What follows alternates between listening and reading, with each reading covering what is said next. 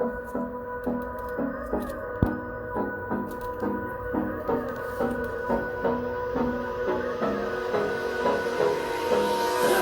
me close till I get up.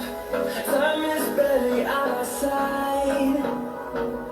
I don't wanna waste what's left. The storms we chase are leading us, and love is all we'll ever trust. Yeah, no, I don't wanna waste what's left. And on we'll go, through the wastelands, through the highways, till my shadow turns to sun rays. And on we'll go, through the wastelands, through the highways, and on we'll go.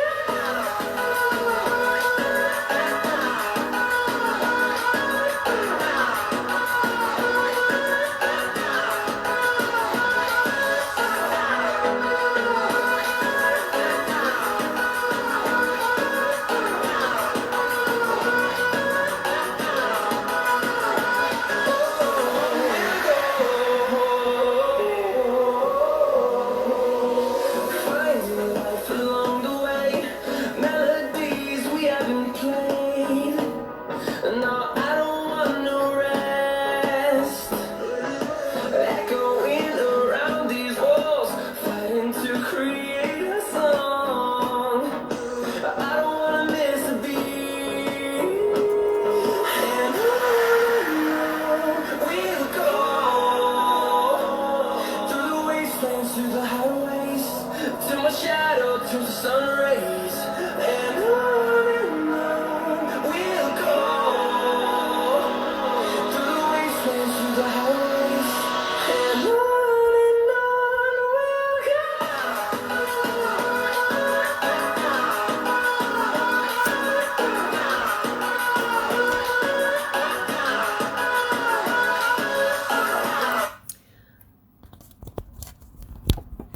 Boa noite, meus amigos. Estou começando mais um Bia Talks e a nossa convidada de hoje é a Valentina Djuma. Ela vai estar falando aqui sobre a mulher na sociedade. Para que vocês possam ter acesso à nossa agenda, clica lá no www.beatrizyolanda.com na parte de agenda. Vocês abaixam um pouquinho lá, vão ver lá a parte de agenda. Vocês vão e clica lá em cima que vocês vão ver. Para a semana que vem, na segunda-feira, nós vamos ter aqui a Fabiane Leão, ela que vai estar falando aí sobre mulheres na política. Tudo bem? Então tá certo, vou adicionar a nossa convidada aqui hoje. Só um minutinho.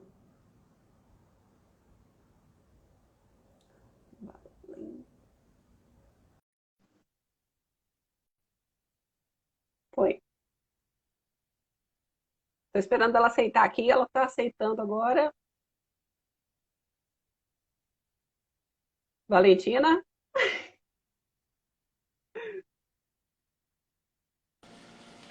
Oi! Olá! Aí, Beatriz, um prazer estar aqui com você. Nossa. Gente, é Tentando bom melhorar um demais. pouco a minha iluminação aqui.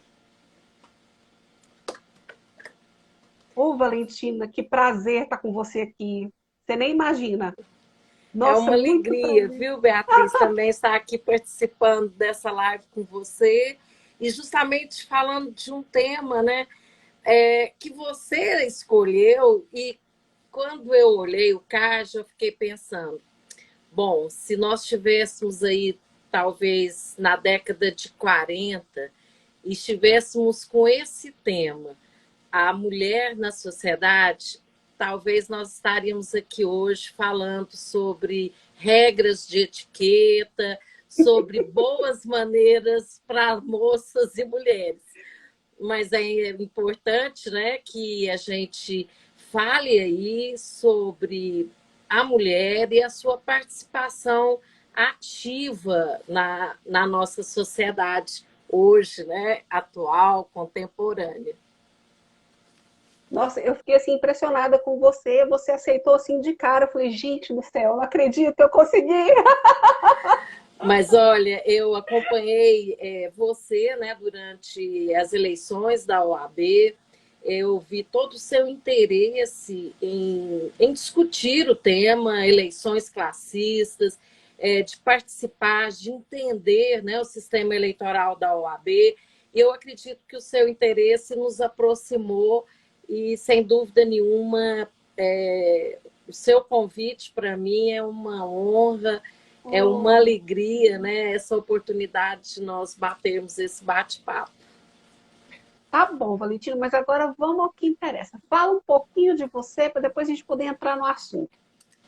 Bom, vou me apresentar aqui para todos, todas, todos que nos acompanham e que irão assistir essa live posteriormente, porque ela vai ficar gravada.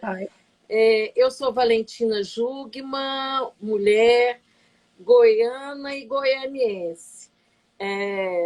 Posso dizer que desenvolvi toda a minha vida profissional aqui também no estado de Goiás.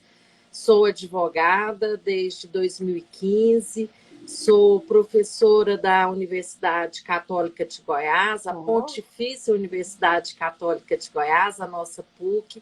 Sou também professora da Universidade Federal de Goiás. E atualmente eu estou na disciplina de prática. Então, eu trabalho aí com os estudantes, já no final do curso, com a prática processual civil, Beatriz. Então, é um momento de laboratório, onde nós elaboramos, né, auxiliamos os estudantes, as estudantes, a elaborar as peças processuais. E posso dizer que também na Procuradoria-Geral do Estado, né, onde atuei aí por mais de quase 30 anos, e sou mestre e doutor em Direito, e, portanto, tenho um amor muito grande pela advocacia, pela justiça, e você sabe, né, nos acompanha também, é isso que nos move, é isso que nos motiva, né? O direito, a justiça, o magistério. Então, a minha vida é cheia aí de atividades que nos reenergizam sempre. Bom, nossa, eu fico muito feliz de você ter aceitado e estar aqui falando com a gente sobre esse tema que é super importante, que agora nós ainda estamos no mês da mulher.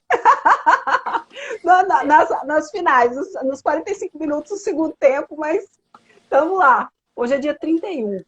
E eu queria que você falasse agora sobre a mulher na sociedade. O que você acha? Como que está? Bom, Beatriz, se a gente for olhar sobre essa perspectiva, né, como você disse, conquistar. E aí eu vou lembrar, né, da música que você pôs de fundo quando foi divulgar o nosso card, né, essa live aqui hoje, que era uma música bem otimista.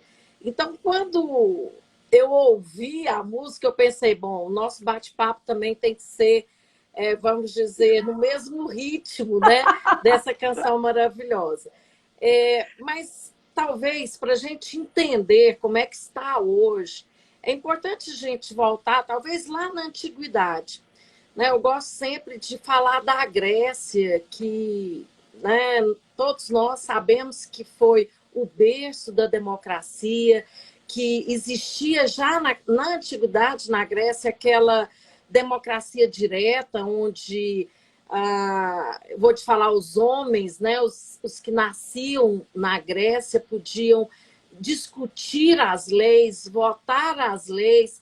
A gente fala aqui, né, em praça pública, mas desde aquela época as mulheres eram excluídas dessa discussão. Então, nós vamos ver aí que tanto no direito romano, como também na Grécia, né, na antiguidade, as mulheres já sofriam aí restrição nos seus direitos. E eu costumo dizer que dentro na Idade Média esse quadro também não melhorou. Tem um fato, né, que alguns eclesiásticos estavam deliberando se as mulheres possuíam almas, ou seja, elas estavam no mesmo pé de igualdade dos animais. E então, desde os primórdios, né, a mulher ela é excluída da política, ela é excluída das decisões importantes aí né? Portanto, acabam que são os homens que fazem as leis, que decidem as questões mais importantes de uma nação. E isso, sem dúvida, que reflete na participação da mulher, tanto na política, né, tema da próxima live, como também reflete na própria atividade da mulher profissional. Né? Nós temos aí dados estatísticos, por exemplo, do próprio IBGE, que demonstram que as mulheres, tendo a mesma escolaridade, exercendo a mesma atividade, ainda recebe cerca aí de 20% a menos do que o homem. Nossa, muito pouco. A diferença é grande, né? Representa mais ou menos mais de... Eu vou até conferir aqui, porque eu havia anotado esse dado, para a gente também não passar dado aí confuso, né?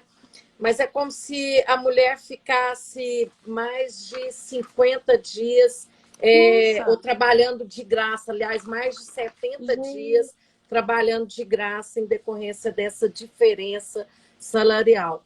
Então, nós temos, né, uma herança que nós devemos superar. Mas, sabe, Beatriz, ontem eu tive uma grata surpresa. Na verdade, eu estava até participando de uma live tratando sobre a participação das mulheres nos tribunais do país. Mas quando terminou a live, eu fui acompanhar os esportes. Eu gosto muito de esporte, apesar que estou praticando muito pouco. Mas acompanhando pela televisão, ontem nós tivemos uma decisão, ou melhor, quartas de final, entre dois times de futebol feminino, o Barcelona e o Real Madrid. E nesse evento nós tivemos um recorde de público, mais de 90 mil torcedores, né, e torcedoras lotaram o estádio, um público maior do que o público, por exemplo, de um clássico, né, do futebol masculino, o próprio Barcelona e o Real Madrid, por exemplo, em novembro do ano passado, enquanto nós tínhamos mais de 90 mil pessoas, nesse clássico masculino, algo em torno de 83 mil pessoas. E aí, sempre nós vemos uma diferença, já que a gente está falando de salários, né? A gente sempre vê uma diferença de salários, até mesmo de divulgação dessas atletas do futebol feminino em relação ao futebol masculino. E muito se justificava na falta de interesse do grande público, né? Por isso o investimento era menor. Mas então, quando a gente está diante de um grande público, como foi esse da última quarta-feira, né? E ainda numa quarta de final, não é nem a decisão do campeonato, a gente vê que talvez desculpas como essa já não sejam mais aceitas pelas atletas, né? Que recebem menos, que têm menos investimento no futebol feminino como um todo. Mas para mostrar, né, as dificuldades que nós mulheres enfrentamos, eu lembro que na época do Getúlio Vargas foi expedido um decreto-lei que proibia, eu não vou dizer especificamente as mulheres de praticarem o futebol, mas que proibia as mulheres de praticarem atividades físicas violentas ou que não eram de acordo, né, com a sua própria, o seu próprio físico. E com uma intenção, segundo, né, a expedição daquele decreto-lei, de proteger as mulheres para que elas pudessem gerar filhos. Veja você, né, e todos aqui que estão participando da nossa live. É incrível, né, como uma norma que acabou, de fato, dificultando que mulheres praticassem o esporte, principalmente de uma forma profissional. Se a gente for analisar a história, a gente vê que aquele futebol de várzea, né, continuou a ser praticado por mulheres, principalmente por mulheres de periferia. Mas quando se tentava levar o futebol feminino para os grandes clubes, havia o óbice desse decreto-lei, que vigiu aí por muitos anos, né? E, portanto, aí também se explica a diferença de tratamento, a diferença de evolução entre o futebol feminino e o masculino. E eu lembro que certa vez uma jogadora, né, famosa, feminina, ela disse, né, que o Brasil, por causa desse decreto-lei, acabou começando tardiamente, né, o futebol profissional feminino, o que refletiu, por exemplo, em ganhar Copas do Mundo, em ganhar Olimpíadas nesse esporte, né, que ainda é o esporte nacional aqui no nosso país. Então, eu chamo atenção para esse fato apenas para ilustrar, né, as dificuldades da mulher profissional, quer seja no campo do direito, que é a minha área de atuação, quer seja na política, mas também aí até, né, nos esportes. E vejam que não é apenas pelas dificuldades da própria sociedade, mas que pode vir aí em forma de norma, né, que impede aí, às vezes, o exercício profissional. Valentina, e eu queria saber, na advocacia, como é que você acha que está a mulher? Olha, sem dúvida que a advocacia hoje nós temos, eu vou dizer, nos cursos de direito, né? Nós já temos aí um número superior de mulheres participando, né, das academias. E também inscritas na OAB. Eu não sei se todos sabem, Beatriz, mas hoje as mulheres advogadas são em um maior número do que os homens advogados. E esse percentual, ele incrementa-se quando a gente passa para a jovem advocacia. As estagiárias também, né, inscritas na OAB, elas também são maioria hoje no nosso sistema. Mas, né, eu quero dizer aqui que todos esses problemas que nós já falamos aqui, como, por exemplo, né, a mulher advogada ganhar menos do que o homem advogado, isso acontece também na nossa profissão. E quero dizer que também na nossa instituição, Beatriz. Você sabe, né, acompanhou o nosso projeto Paridade Já, carinhosamente denominado de Projeto Valentina, que foi necessário, né, uma ação como uma norma votada, aprovada, né, no sistema OAB, para sanar uma desigualdade de participação nos cargos eletivos da Ordem dos Advogados do Brasil. Para que você tenha uma ideia, apesar de sermos maioria, nós sequer ocupávamos 30% dos espaços de decisão. Portanto, com o projeto Paridade, nós já tivemos um avanço na representatividade nesses cargos eletivos. Beatriz, só para você ter uma ideia, durante 90 anos, nós temos 27 seccionais, todos os estados e o Distrito Federal. Em 90 anos, nós só tivemos 10 presidentes em todo o país. Mas com o projeto Paridade, sem dúvida que refletiu numa maior participação feminina. E nós conseguimos, agora, nesse atual mandato, eleger 5 mulheres presidentes nas capitais ou nas seccionais do nosso país.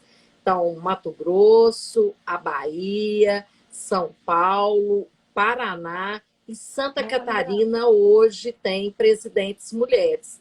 E esse projeto, essa norma, foi muito importante também para o equilíbrio no conselho. Né? Nós temos o conselho seccional, nas subseções e no próprio Conselho Federal. Eu também anotei aqui alguns números para a gente ver essa desigualdade. Nós, mulheres, hoje somos praticamente, né, eu diria, metade das conselheiras ou dos conselheiros federais, justamente por causa do projeto Paridade. ainda as mulheres estão no maior número nos cargos de suplência. Mas nós acreditamos que deverá ter um rodízio aí, né, entre os titulares, para que mais mulheres também assumam esses cargos de titulares. Então, nós temos que adotar ações, medidas, como o Projeto Paridade, para que essa desigualdade de gênero nos espaços de poder ela seja mais equilibrada. E é interessante, sabe, Beatriz, quando a gente trata desse tema, porque muitos me indagam, mas qual foi o fundamento, né, normativo para você apresentar esse projeto Paridade? E eu digo, né, que é o princípio da igualdade, que está previsto na nossa Constituição de 1988, no artigo 5º e no inciso 1 da Constituição Federal. Então, homens e mulheres são iguais em direitos e obrigações. E, portanto, nós devemos, sim, adotar todas as ações para eliminar essa desigualdade. Nós acreditamos que mais mulheres nesses espaços políticos, nos espaços de decisão, sem dúvida, essa participação irá contribuir para uma sociedade mais humana, para uma sociedade mais justa e equilibrada. Nossa, eu estou impressionada com esse projeto. E é um projeto já antigo, né? Que ele já tem algum tempo, não tem? Ele foi apresentado na terceira Conferência Nacional da Mulher Advogada, em Fortaleza, no Ceará, em março de 2019. Depois eu apresentei esse projeto já bem mais estruturado numa comissão que estava analisando e avaliando todo o sistema eleitoral da OAB.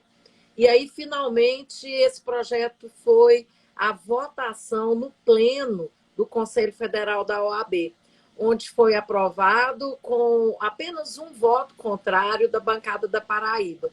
Olha. E fato é que nas eleições de 2021 do sistema OAB, em todo o país, as chapas para obter o registro tinham que estar formadas 50% de homens e 50% de mulheres, em todos os cargos de titulares, de suplentes, incluindo os cargos de diretoria. Uma grande vitória, e até porque nós mulheres queremos contribuir, né, como os nossos colegas homens, com a advocacia brasileira.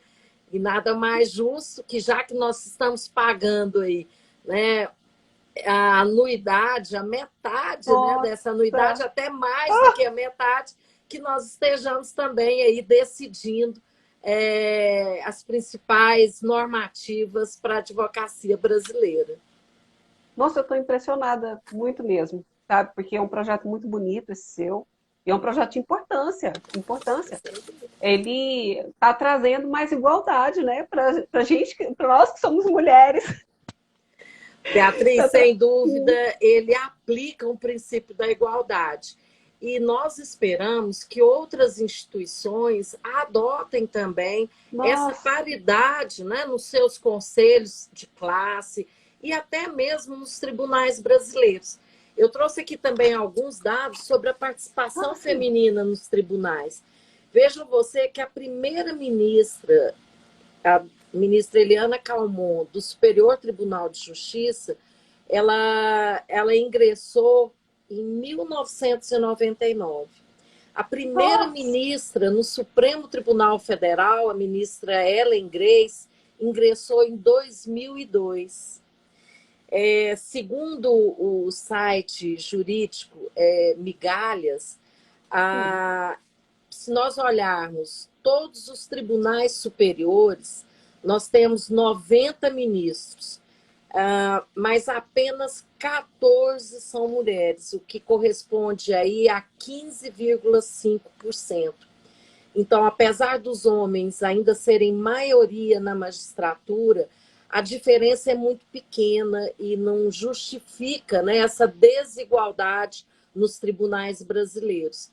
E por isso, Beatriz, nós estamos aí com um novo projeto, né, que é um projeto apresentado por uma colega do Mato Grosso do Sul, a Eclair, né? Nós estivemos agora, recentemente, na segunda-feira dessa semana, em Maceió, apresentando esse projeto numa audiência pública na Assembleia Legislativa, junto com a Lázara de São Paulo, a Eclair do Mato Grosso do Sul, falando justamente sobre a necessidade de termos paridade nos tribunais brasileiros.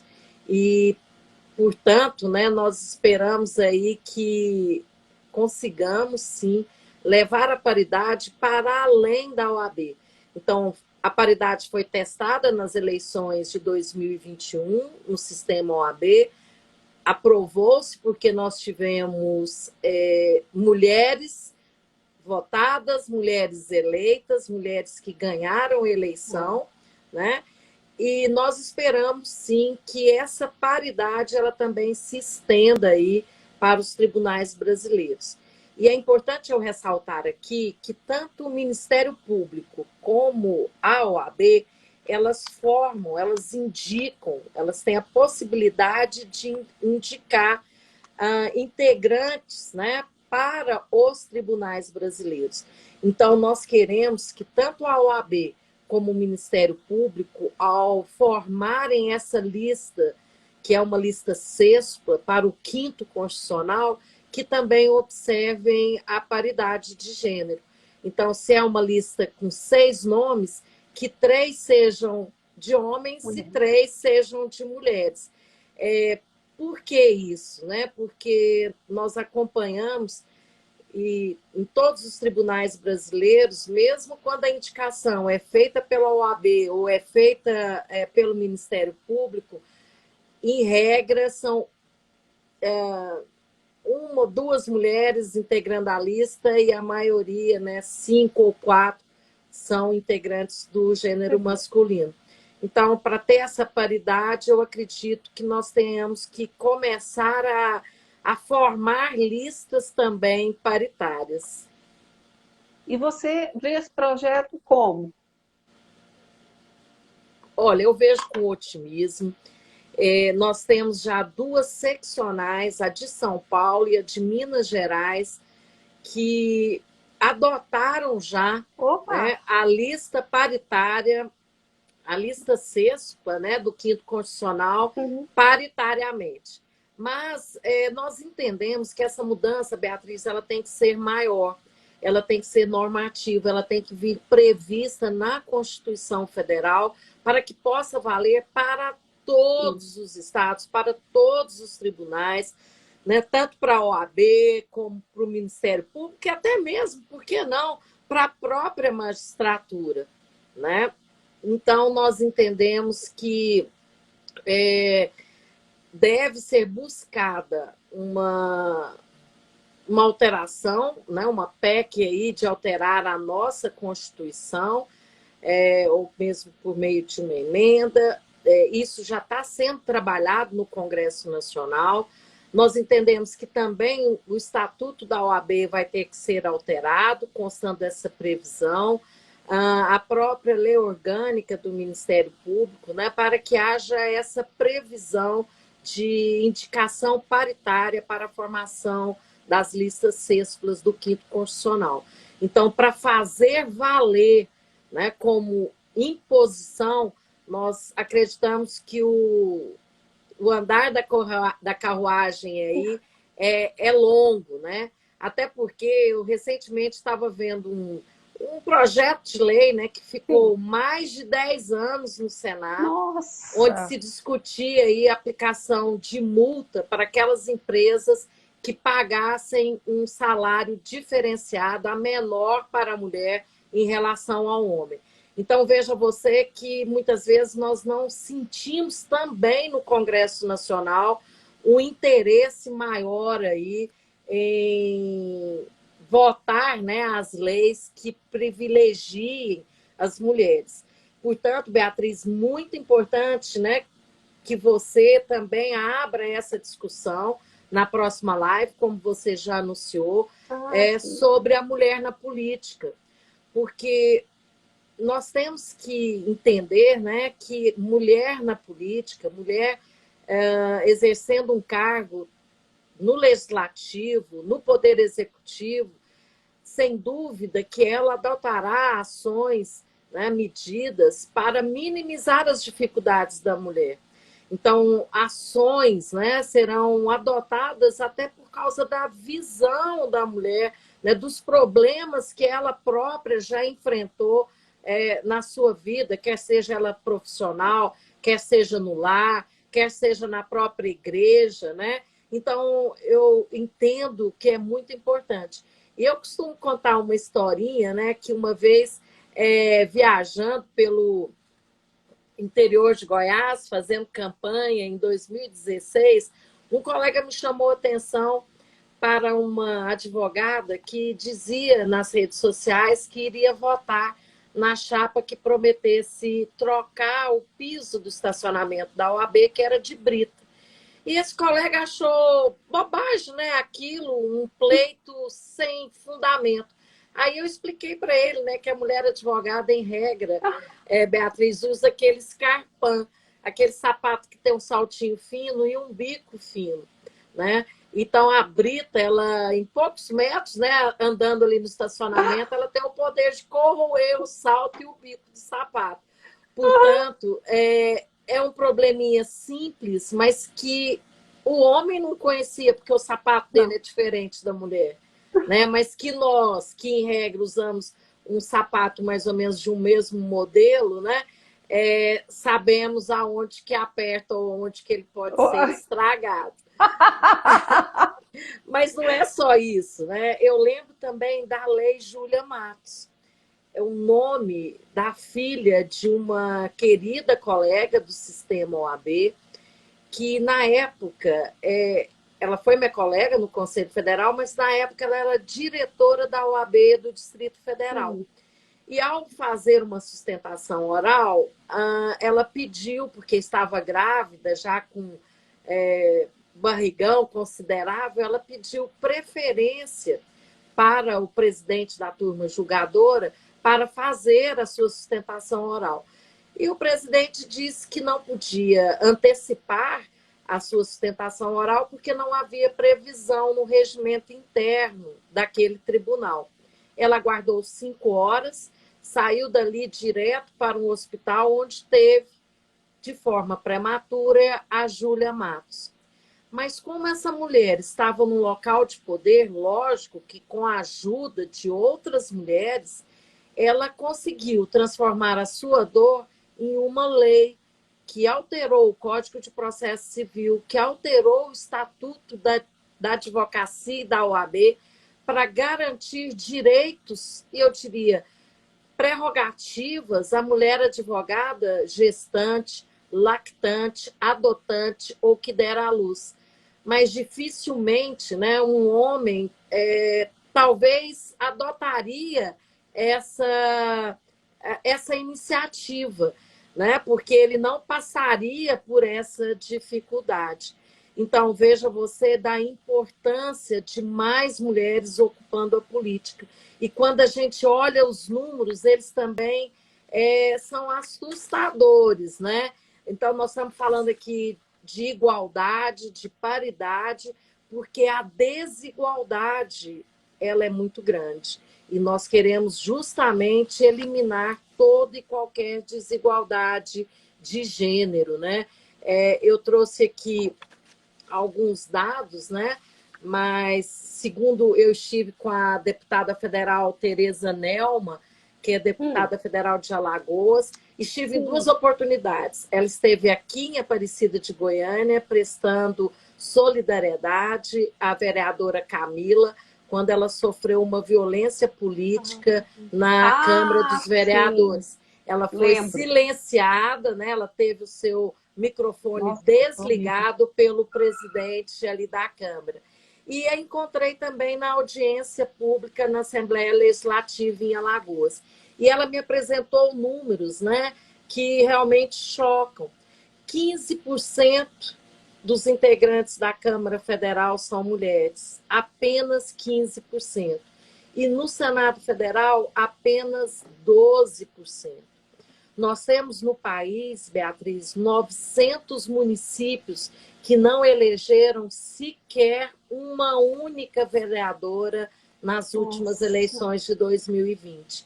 Então, sem dúvida que nós precisamos adotar ações, medidas, compromissos para alterar esse quadro que, a nosso ver, né, não pode mais persistir no século XXI. E principalmente nós, mulheres, sendo maioria do eleitorado brasileiro. Então, conclamamos aí as mulheres a votarem em mulheres. E principalmente tirar o título de eleitor, né? Porque parece que o pessoal aí dos 16 anos está meio mole. Pois é, e não pode, né? Nós temos que incentivar. A gente não pode desistir.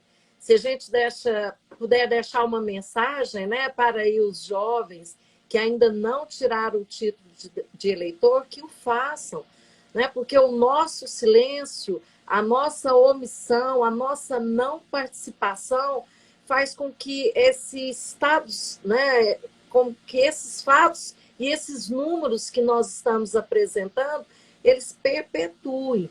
Então, nós já tivemos muitos avanços, nós temos que ser otimistas em relação à maior participação feminina da mulher, em todos os aspectos, mas sabemos que isso não vem sem luta. E, portanto, é muito importante a participação de todos, de todas, de todos, e principalmente dessa nova geração, né, que não tem tantos preconceitos, né, que não enfrentou tantas discriminações. Então, o momento é agora. Nossa, é agora mesmo. E o nosso tempo acabou. Oh! Mas foi maravilhoso esse bate-papo, Beatriz. Eu estou à disposição de você sempre que quiser. Podemos conversar sobre variados temas, né? Hoje aqui, mesmo falando sobre a mulher na sociedade, veja, né? Abrimos um leque aí para mostrar a importância e as dificuldades que a mulher enfrenta aí no seu dia a dia, na sua luta diária. Não, eu estou impressionada, sabe? Porque, assim, foi muito bom esse bate-papo. Eu estou, assim, muito agradecida de você ter aceitado. Um prazer para mim, uma alegria, viu, Beatriz? Ah, é um prazer para mim. Muito obrigada, viu, Valentina Dilma? Até a Muito próxima, obrigada querida. mesmo. Não se esqueça, entra lá no www.beatrizvelanda.com na parte agenda para ver a nossa agenda. Tchau, gente. Fica com Deus.